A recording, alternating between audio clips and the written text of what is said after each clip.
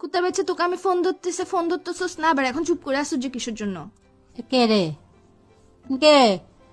কাকে খুঁজতেছ? হ্যালো কাকে খুঁজতেছ বলতেছি? আন্টি, কি বলে যে কাশেম আসছে? আছে তো। তুই কুকুর বাচ্চা কাকে বলতেছ যে?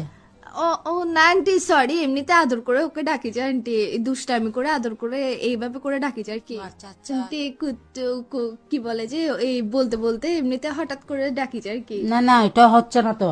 তুমি যে কুকুরের বাচ্চাটা রাখলে ওইটার শাস্ত্রে। না আন্টি, সরি সরি, আসলে কিসে মানে ডাকি তো আমরা ওভাবে করে ডাকটা চলে আসছে আর কি, বুঝেন নাই মানে। কিরে আম্মু কি তুমি আমার কল রিসিভ করছো যে কে? এটা কার সাথে কথা বলছো? হ্যালো এই বেয়াদব, হ্যালো, এটা এজেন্সি থেকে কল দিচ্ছ? তোর বাপের দায় কুত্তো না?